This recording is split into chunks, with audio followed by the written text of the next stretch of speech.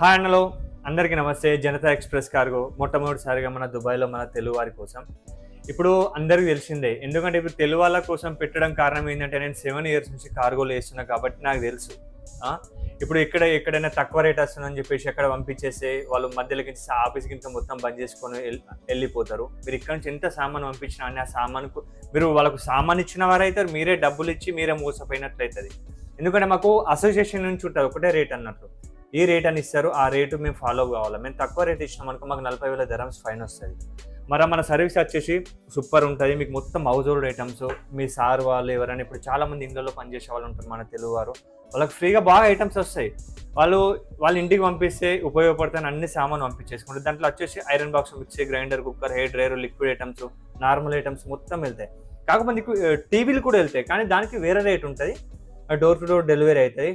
TV, washing machine,